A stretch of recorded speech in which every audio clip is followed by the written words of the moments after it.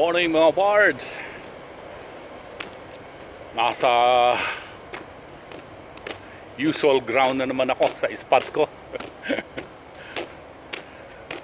Ay i-check ulit tayong mga accident damaged vehicles.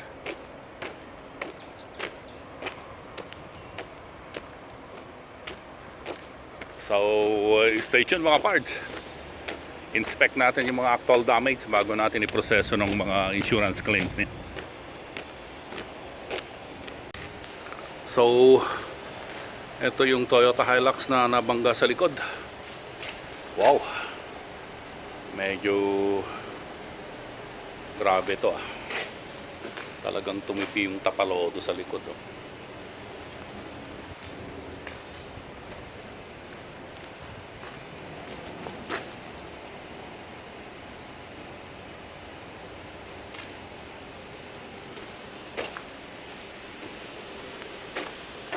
Bago-bago pa to ah. Pero may mga bangga rin dito sa harap oh. Nakatanggal na yan oh.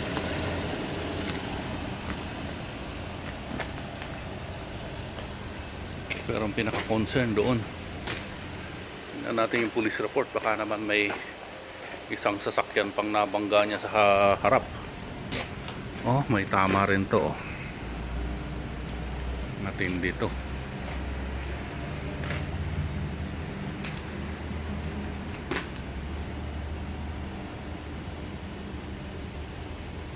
Okay. Back to base tayo mga pards. Process natin yung insurance claim yan para ang mga dokumento niyan na may padala na natin sa labas at maiwasan nating ma-pending dito sa side natin. Pero bago tayo bumalik ng base, shout out na natin yung mga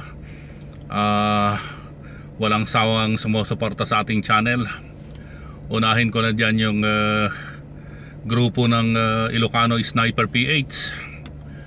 Galing ng mga content ninyo, makapaapal mga idol. Sana all. Sana sa bakasyon ko makadaan ako sa lugar ninyo at maranasan din makapag-hunting. Good luck sa susunod na adventure at ingat lagi mga idol. Ganun na rin na shout out kay Ilocano Gunner. Shout out sa iyo idol.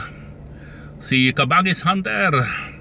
Kumusta ka na pards? Ingat lagi sa hunting adventure. Kabangbang Hunter, salamat sa shoutout idol. At good luck sa susunod na adventure. Ingat lagi. So sa lahat ng mga subscribers natin, maraming salamat po sa inyong suporta. Sa mga silent viewers po natin, baka naman tulungan nyo naman po ako. Subscribe na. At sa mga gustong magpa-shoutout, comment lang po kayo sa mga latest video natin para maagapan ko at may shoutout kayo sa susunod na content natin. Ingat po kayo. God bless. So ayun, moment of truth ulit mga pards. Yun, ganda. Pati sa harap talaga pinalis oh. Kintab oh. Yan ang maganda rito sa workshop na to talagang pagka nag-repair siya, sinasama niya yung buong, gano'n naman na talaga dapat huhugasan ng buo. Oh, ito na yung ginawa. Wow,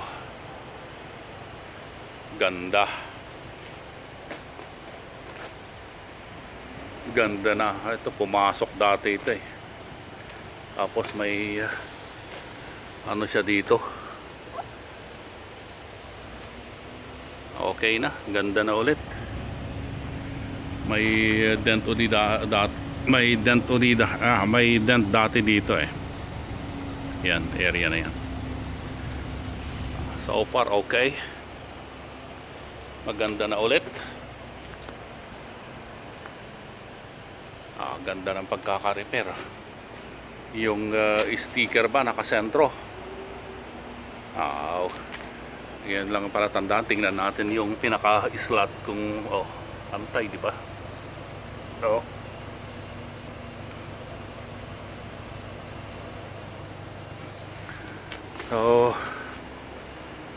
okay,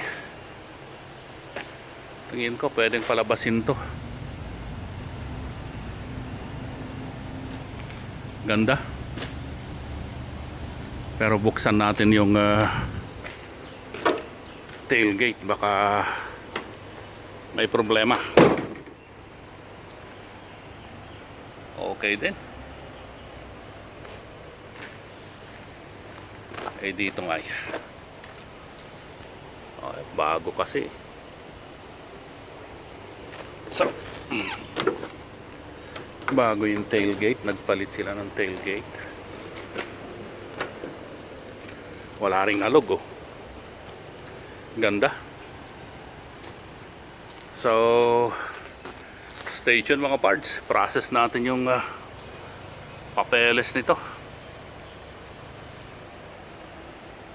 para may palabas na natin at makaiwas tayo ng pending sa side natin. Stay tuned.